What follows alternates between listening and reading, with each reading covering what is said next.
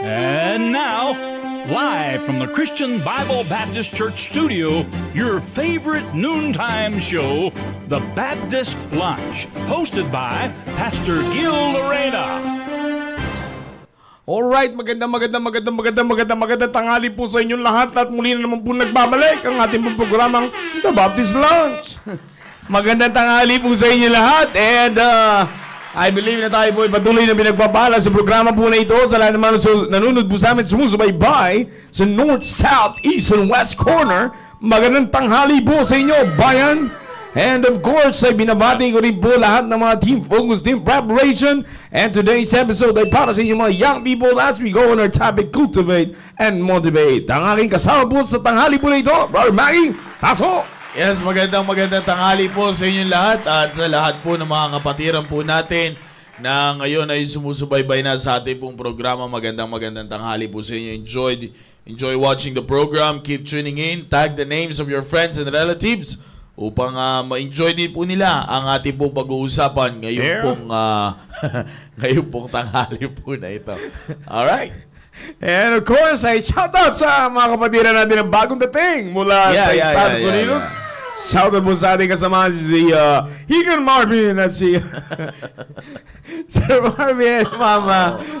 Sir Marvin. And si Mama Leo. Yan. Ang mga starstruck yung mga tao sa airport yan talagang matindi. Matindi yung yung pagkapasok na nila sa Pilipinas kung mahal by the way, shoutout din nga pala sa kasama natin mga host ng mga programa The Preparation, kila Ma'am Cyril na ngayon ay going trabaho sa MCT, watching siya while he is on his work, and nagalo kay Ma'am Ara, Ma'am Sir Antonio, Ma'am Rona, and kay Sir Roy Vincent Trinidad. And of course, shoutout kay Sir Ryan, yan, kay Sir Ryan, dyan po sa Iloilo at sa inyong mga kasama ng trabaho. Ulit Sir Ryan. Yes, nandun na siya. Nandiyan na siya. Magandang tanghali sa inyo lahat dyan. And of course, ay sa lahat ng mga nanonood po sa atin ngayon, ng mga CSI family, magandang tanghali po sa inyo lahat. And as I said, ay nandito po tayo muli sa ating topic na Cultivate and Motivate. Cultivate yourself and motivate the family.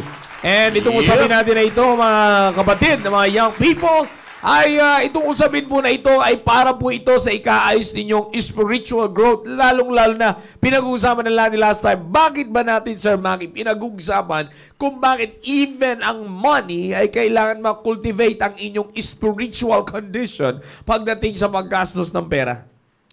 Yeah, kasi lalong-lalo na when it comes to investing, di ba? Because once yan yung ating pinag-uusapan kung inyong pong nasusubaybayan, ang ating pong pinag-uusapan ng involving and investing.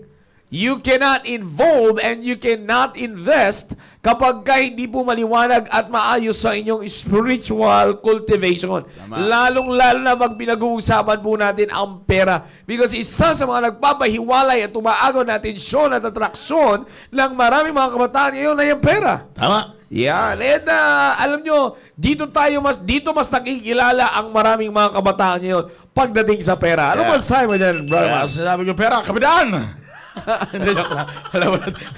Maayos ka, kapitan, ha? Parang familiar sa akin yan. Ay, si kapitan kasi pero totoo yan, sir. Kasi pagdating sa pera talaga, saan mo nakikilala ang maraming mga young people ngayon? Well, actually, sir, ako as far as I know, hindi ko alam. Yeah, sabi nga ni Ma'am Cyril, money. Yes. Alam mo kasi parang, lalo na ngayon, sir, sa panahon ngayon, medyo nagkamali ako Medyo matino pa pala, sir, ang millennials. Yes, matino ang millennials. Binaybay-bay ko yung mga dates. Matino pa ang millennials. Yeah. Yung mga tawag nila dyan sa mga ganyan Batang 90s. Yes. Millennials. Tapos yung mga generation zombies na. Gen Z yan. Mga 2000 yan. Ito yan sa mapateam focus, mapateam preparation. Alam niyo kung bakit mahalaga na sa murang edad ninyo, kasi pag nagmahal na edad ninyo, baka di nyo na mabili. Tama naman yun. Kasalanan na lahat, Sir Marvin. Yeah. Hindi, kasi yan, mga young people, makinig kayo maigi. Especially, I will speak for the young people na nandito ngayon sa ating simbahan. It's such a great blessing to have a church like this and to have a pastor na merong puso talaga para sa mga kabataan. Alam niyo kung bakit? Because when you take it seriously, yung mga ginagawa dito sa ating simbahan, para sa mga sa team focus, sa team preparation, on how our pastor is giving us the biblical principles on how to live your life right according to your age. Okay? According to your age, it's such a great blessing na. So, if you will take note of that, team focus and team preparation, yung attraction ng mundo sa inyo ay pababaw na ng pababaw. Yeah, that's right. Okay? Totoo yan, sinasabi niya. Pababaw na ng pababaw. Kumbaga, yung ways ng mundo, biyaya ng Panginoon, nalalabanan na ng mga ways ng ini-instill sa ating isa-isa inyong puso't isipan gamit ang prinsipyo ng salitahan ng Diyos. Yeah. Now, ang gagawin naman ng dyablo, hahanap siya ngayon ng butas. Di ba? Ngayon, pag nakakita ngayon ng dyablo ng butas, yun ngayon ang mas pipiliin niyang pagtuunan ng pansin. Now, tingnan nyo. Halimbawa na lang, let's say for example, yung mga activity sa labas at activity dito sa church. Yeah. Iilan na lang ngayon. Okay? Iilan na lang ngayon ang mas matimbang sa kanila ang activity sa labas kaysa sa activity sa church. Kumbaga, mas pinipili na nila ngayon na sila ay magbigay ng full effort when it comes to activities of the church rather than the activities of their school, of their offices, di ba? Mas lalo, kayo makakapagsabi niyan. Sa team focus, minsan nga dumating na sa punto ng pagkakataon na pinanalangin niyo sa Panginoon na i-allow kayo na magkaroon na lang ng make-up exam para maka-attend kayo ng programa ng simbahan. Make sense? Team focus. Sa team preparation naman, you are taking the risk of kahit maubos na yung leave ninyo sa loob ng isang taon, basta maka-attend kayo ng mga programa ng simbahan. Yeah. So, iyan po yung sinasabi ko sa inyo. That is really happening right now, Sir Jao. Now, the devil knows it. Yeah. Alam ngayon ng dyablo yan. Kaya nga, kung mapapansin nyo ngayon, ang kalaban na natin ngayon ay hindi na yung mga bagay na yun. Saan tayo ngayon dinadali ng dyablo? Even nga, hindi lang ito sa young people. Bagamat sa young people lang nakatuon ang ating programa ngayon. Yeah. Pero, ito ay makikita mo rin sa mga adults. Saan ngayon dinadali ng dyablo ang isang matapat na naglilingkod sa Panginoon? Pera. When it comes to money. Yeah. Yeah. You know, Paiba-iba ka. Hindi, kasi totoo yan. Nakatulog. Tingnan ninyo. Nakapower. Pag usapang activities, yeah, it's good. Nandiyan ka na dyan. But when it comes to investing financially, na parang naiimposiblihan ka na bilang isang kabataan na may magawa para sa ganyang klaseng Alam mo, sir, mga ganito yan, no? Gusto ko lang linawin at bigyan ng talata yan. Alam niyo kasi, young people, this is the main reason kung bakit natin pinag-uusapan ito at paano natin ito, anong connection ng pera sa ating spiritual growth. Yeah. Alright, let me just give you a good a good verse here in the book of Matthew, yeah? Para makita natin na nasa Bible pa rin yung ating pinag-uusapan. Ito ay napaka-importante sa lahat. Again, inuulit ko po, sabi ko nga sa inyo, if you are not familiar with this, you will really have a hard time, no? Maganda itong sinasabi ng Biblia dito. In the book of Matthew chapter 6, maliwanag sinasabi dito sa verse number 21, a very familiar passage, for where your treasure is, there will your heart be also. Meron tayo dito. Hindi. Di ba? For where your treasure is, there will your heart be also. Yeah. This will tell you, young people, team focus, team preparation, ito po ang magsasabi po sa inyo kung anong kinalaman ng spiritual when it comes to that. Because, sabi nga ni Pastor, huwag niyong alisin ito sa isipan ninyo, young people. Ito, Sir Maki, if it's not hard for you to involve your life, it will not be hard for you to invest your life. Yeah. And if yung buhay mo ay hindi na mahirap para sa involve sa gawain ng Panginoon, the rest will follow. Yep. Kung naalala nyo dati, inisa-isa ko dito.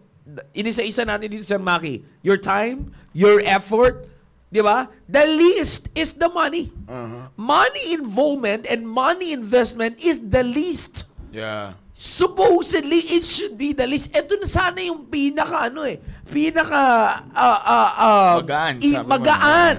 magaan a way for us to be involved because somehow, this is a part of our life that meron tayong, meron ka nang pwedeng, hindi ko sinasabing that you can equal what God has been doing to you young people, pero somehow sana technical, kumbaga kahit pa paano may panabla ka. Yeah. You see, may panabla ka, somehow lang parang I hope you're getting the point and you're not going to misinterpret what I'm trying to tell you young people.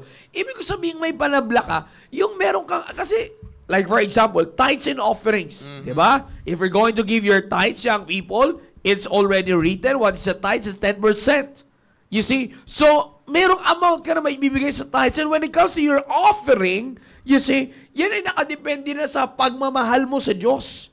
You see, your love towards God. Diyan nakadepende yung offering. Di pwede mag-dwell in lang kayo sa 10% ng tithes. No, tandaan nyo, will a man rob God? You see, we're in every round in tithes and offering. Yeah. So, dalawa yan.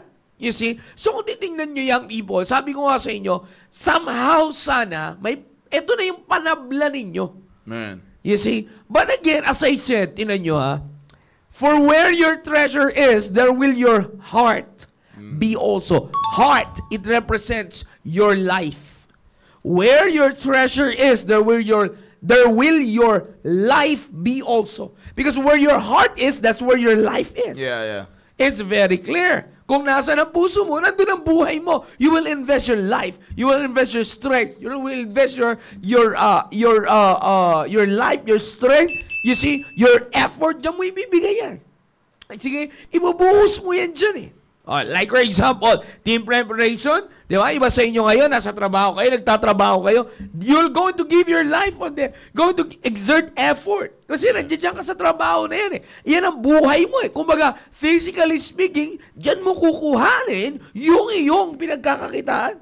Di ba? Dyan ka mabubuhay because dyan ka nagtatrabaho. Tama ba? It's right. Di ba? Kaya ko sinasabi sa yan people, kasi, tinan nyo, nagtatrabaho kayo, team preparation, lalo na kayo, para sa ano? Para sa ibang kabubuhay ninyo.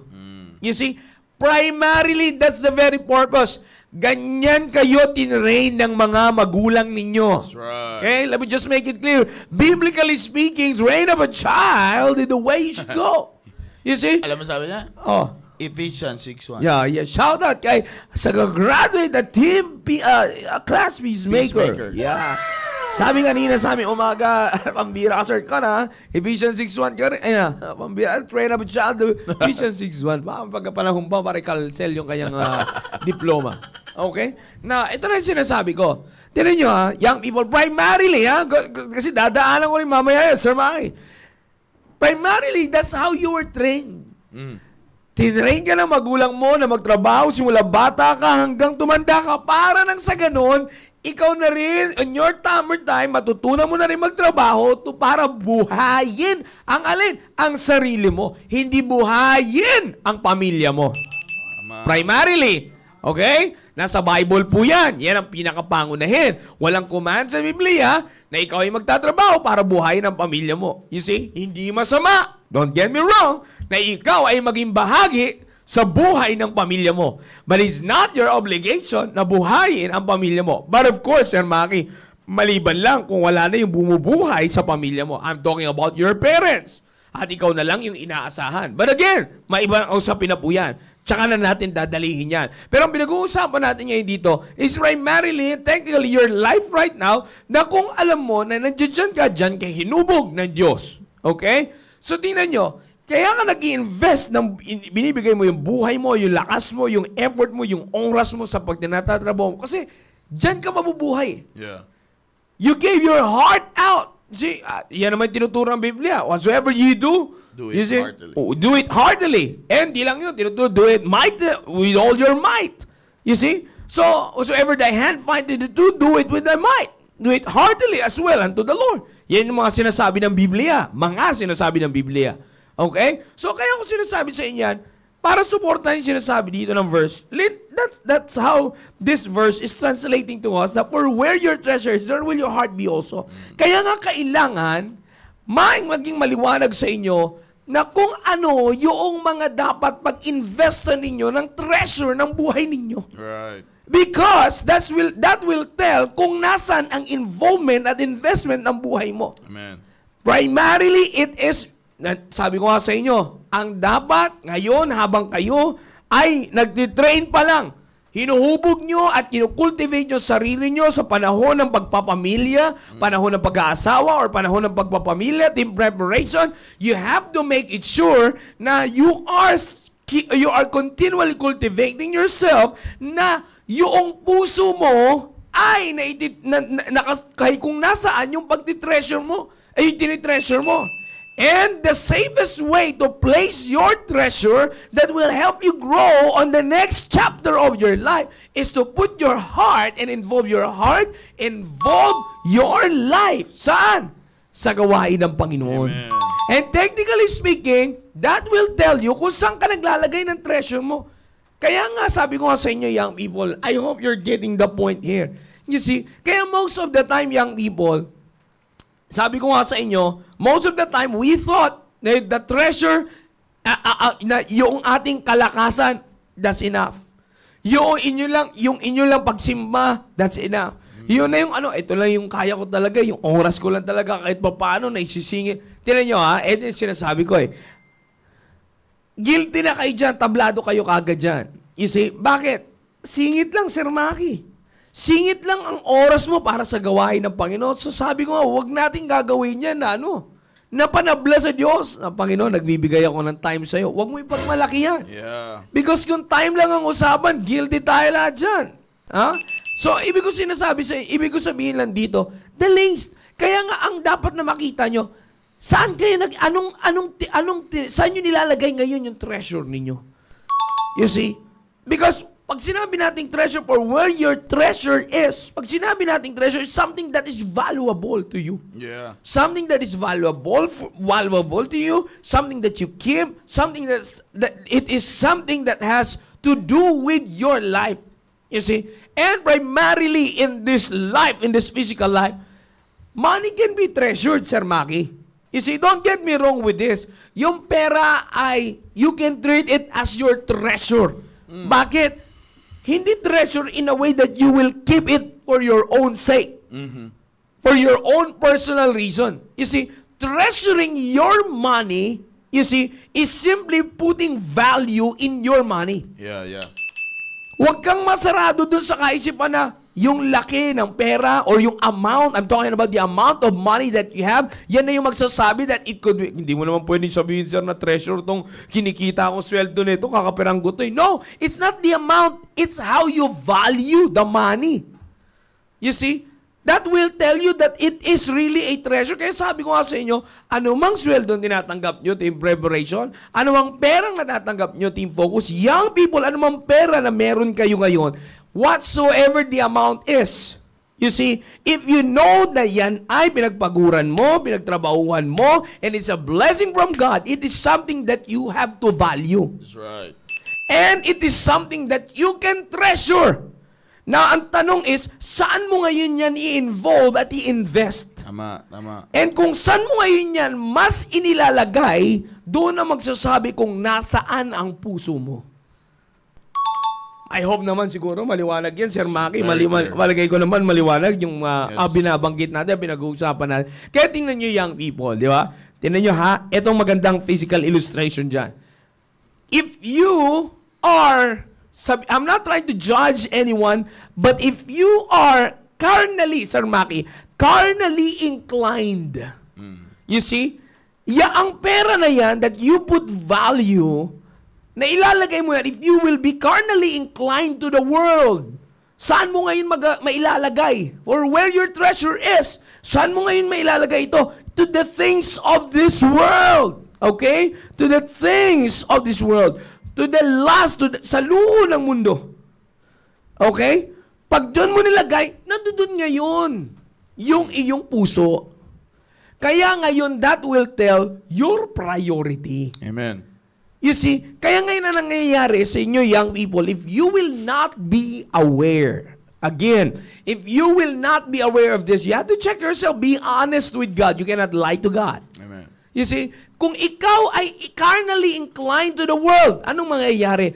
Yung tinitreasure mong pera, ilalagay mo yan on this thing, I'm talking about material things, at doon mo ngayon mailalagay yung puso mo. Yeah. Kaya ngayon ang buhay mo nandoon. Kaya tinan niyo young people, pagka medyo yung cellphone nyo, medyo yung mga gadgets, technically speaking, Sir Maki, medyo delayed ka na. Pag nakakita ka ng kaibigan mo na may latest gadget, anong word? Sana all. Di ba? May ganun ka na ngayong pakiramdam. Yeah. You see, pumapasok ng kaunti yung jealousy pag nakakita ka ng mga kaibigan mo na pasyal dito, pasyal doon. Sana all. No, di ba? May ganun ka na ngayong pakiramdam. Bakit? Bakit ka may ganung pakiramdam ngayon? It is because of the reason nandoon yung puso mo eh. Bakit nandoon yung puso mo? Nandoon yung, at sabi ko nga sa inyo, pag nandoon yung puso mo, andun yung buhay mo, everything will follow, Sir Maki. Right. Andun yung saya mo. Andun yung joy mo. Nandun yung hype mo. Andun everything nandoon. You see, kaya nga, material is spiritual.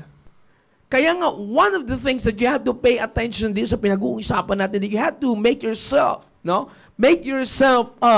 clear and honest with this before God. Your money is something that you can treasure. Hindi natin pwedeng itanggi yan. Kahit ako pa sabihin nyo, kahit mabigyan nyo po kami dalawa ni Sir Maki, whatsoever the amount is. Yep. Okay? Whatsoever the amount is. If I'm going to take, kasi ganyan ako, Sir Maki, yan ang take ko eh. You see, lalo pa ngayon, may commitment tayo sa church. Yeah. You see, I've made myself, I rely to God, because whatsoever it is, Lord, ibibigay nyo sa akin. Yan ang ano ko eh. If I will be receiving gift, financial gift, ayan ang deal ko ngayon sa Panginoon eh. Ilalagay ko kagad yan direct doon sa aking commitment. Amen. You see, why? Because that's how I treasure the money that God is giving me. Okay? So, I will treasure the money that God is giving me. Kung makikita mo, Sir Maki, parang pinapractice natin yan ni Pastor Hill. Si Pastor Hill, pag nabigyan po yan ng love gift, noon pa man, magkakasama pa kami sa pamilya. Yung magkasama naman kami, wala pa kaming pamilya na, sa isang bubong pa po kami, sa isang tahanan pa po kami. Anong practice namin? Pupunta kami sa Estados Unidos, mga kapatid, pag may speaking engagement si Pastor, lahat sa gawain ng Panginoon. Yeah.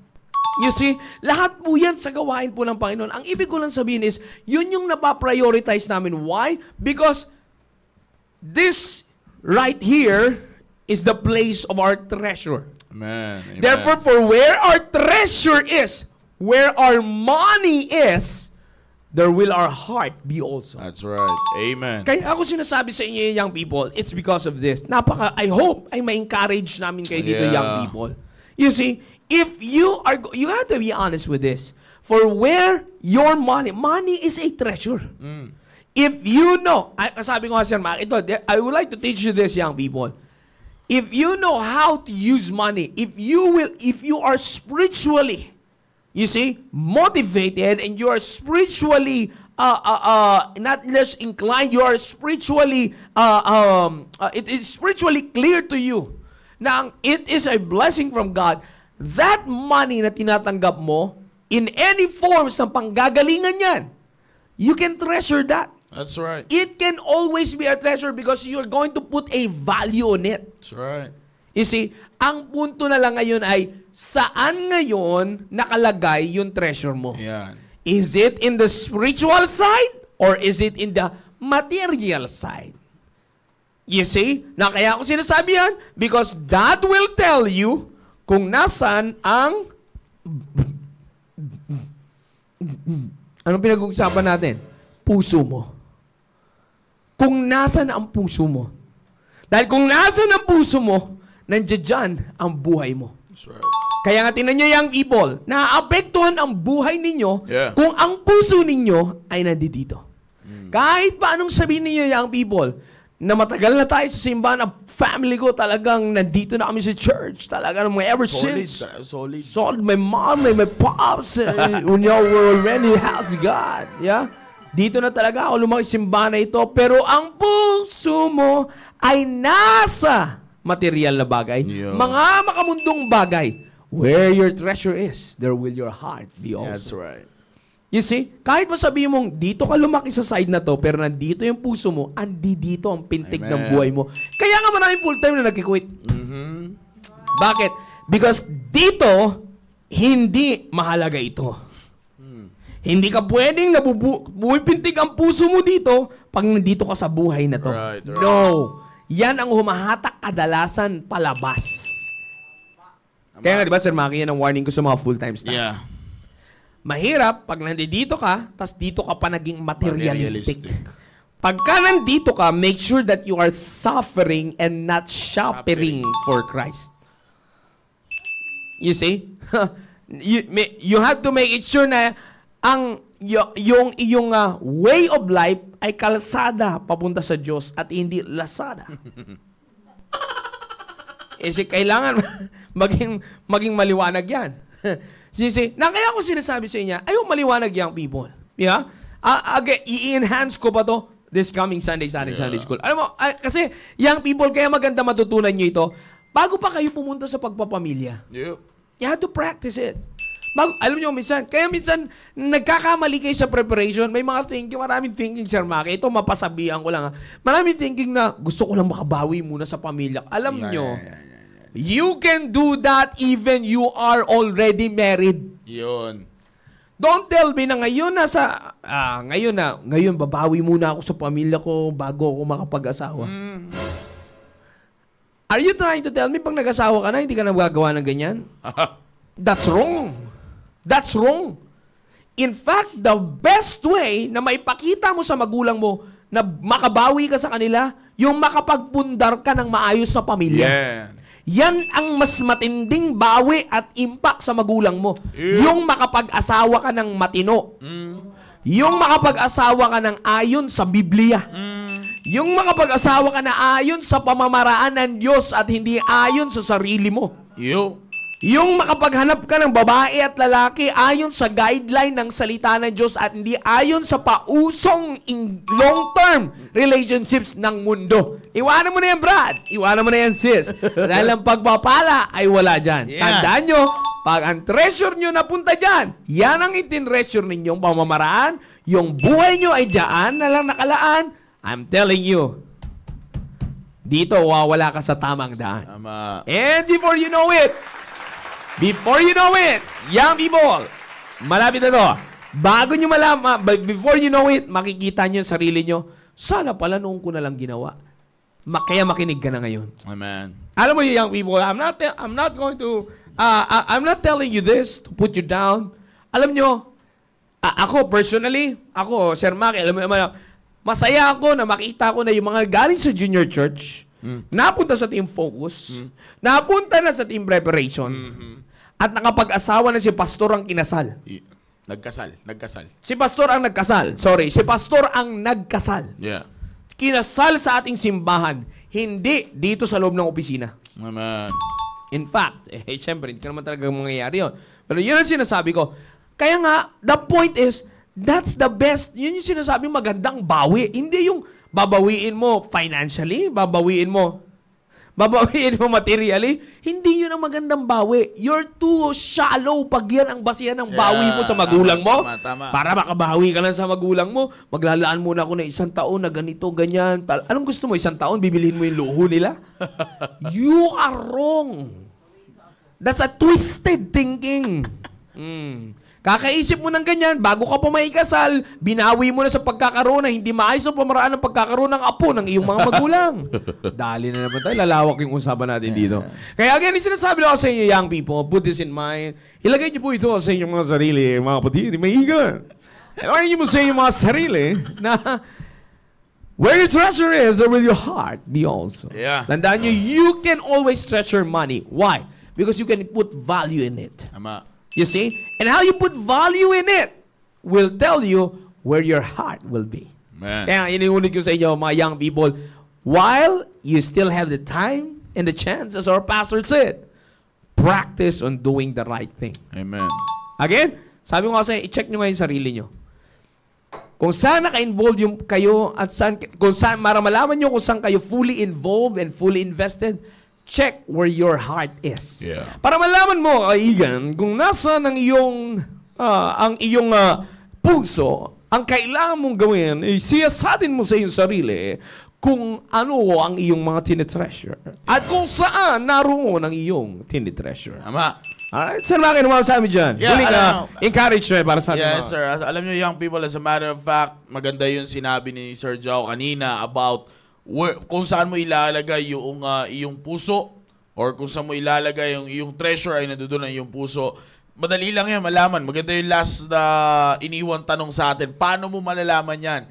If your life is not corrupt. Yeah. Yeah, kung bago yun nabanggit, yung verse number 21, kung akit kayo ng verse number 20, kaya nga ganun na lang sinasabi, but lay up for yourselves treasures in heaven where neither moth nor rust doth corrupt, and where thieves do not break through nor steal. Kaya, tama yung sabi ni Sir Joe kanina eh.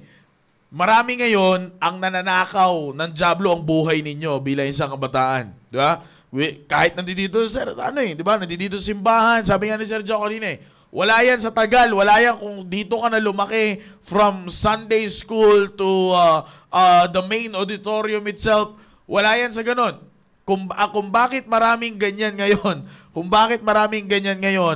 ang nandoon sa isang sitwasyon, sa ganong klase ng sitwasyon, pero makikita mo yung magnanakaw, nakakapasok pa rin, which is the devil himself. Nananakaw pa rin yung buhay mo bilang isang kabataan. Nakukurap pa rin yung buhay mo. 'Di ba? Kinakalawang pa rin yung pagiging Kristiyano mo. 'Di ba? Ano yung kinakalawang yung pagiging Kristiyano mo bilang isang kabataan? Dito ka na lumaki, pero yung gawain mo ay panlabas pa rin. 'Di ba? So, yan yung kinakalawang na yung buhay, corrupt na buhay, nananakaw ng buhay. Tandaan mo, lahat yan babagsak kung nasaan ang treasure mo. 'Di ba? Kasi napaka-importante yan, katulad ng binanggit ni Sir Joe. Where your treasure is, there will your heart be also, as what the Bible says. At kung ang Bible niya, maganda-gandang edition pa, yan dyan yung makikita na Panginoong mismo that is coming from the very mouth of our Lord Jesus Christ. Yeah. Kaya nga dito tinuturuan tayo na ilagay natin yung ating treasure sa tamang lalagyan. Bakit? Sapagkat once na yan ang treasure mo, yung pinapahalagahan mo ay nasa tamang lalagyan, hindi makukurap, hindi kakakalawangin, kundi ikaw ay mas lalo pang lalago bilang isang kabataan. Again, tandaan ninyo, tanggalin ninyo team focus, team preparation sa isip ninyo na dapat i-enjoy mo lang kung anong meron ka. Actually, young people, tama naman yun. You should enjoy what you have because that is a blessing that comes from God. Kailangan mo i-enjoy yan eh. Blessing yan mula sa Diyos. Pero ayon, yung enjoy mo, ayon sa tamang pamamaraan din ng Diyos. Bakit? Ano man ang ini-enjoy mo, yan yung pinapahalagahan mo. Wala naman siguro, Sir Joe, dito mag-enjoy ng isang bagay na hindi niya pinapahalagahan. Ay, wala naman siguro magsasabi dito, alam mo, tuwang-tuwa ako dito sa isang bagay na ito kasi hindi ko gusto to. Yeah. Kulang ka sa ligo, kapatid. Okay? Yan, tatandaan mo. Kaya, ang pinakamaganda ngayon, siyasatin mo sarili mo. Yeah. Ako ba yung kabataang kinakalawang? Ako ba yung kabataang kurap ang buhay?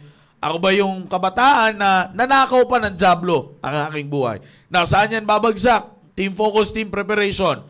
Tanong, nasan ba ang treasure mo?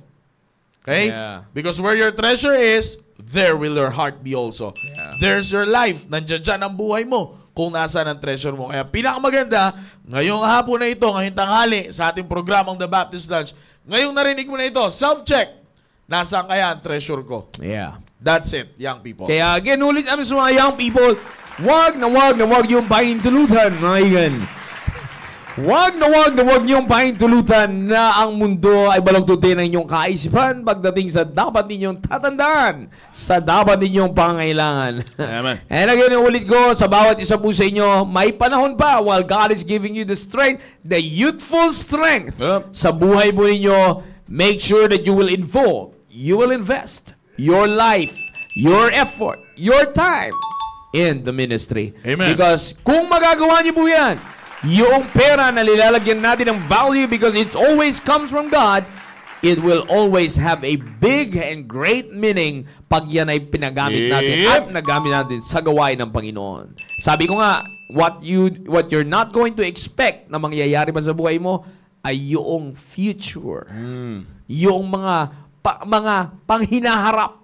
Yeah? Pangkasalukuyan, pag ginawa mo yan, yung hinaharap mo, I'm telling you, yan ay patuloy na mas magiging pagpapala sa buhay mo. Amen. I hope, mga kapatid, ay natulungan po namin kayo sa tanghali po na ito.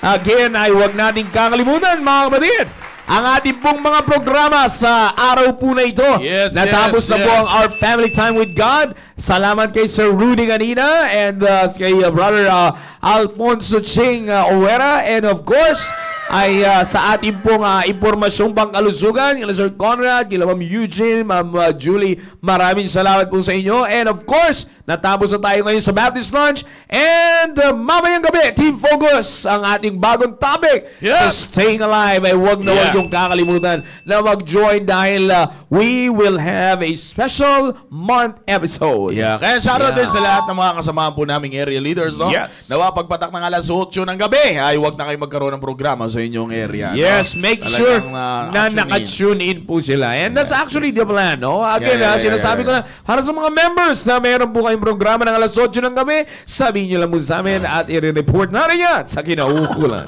Dahil wala tayong ginigilingan, wala tayong gano'n, magkita-kita tayo, kapitan. Hindi, totoo po yan. At maganda ang ating month episode. Yes, I know. This month's episode ay napakaganda po para sa buwan ng Hunyo. And medyo nakalimot lang tayo dahil medyo lumakas yung force natin last May. Masyadong lumakas yung force natin. Yung force natin. Pero naging special naman sila sa darating na araw ng Mother's Day. Dahil paghandaan. Yan ay araw ng 16 ba? Yeah. 16 ba? 16? Tama ba? 16 yata. Yeah, 16. Yeah.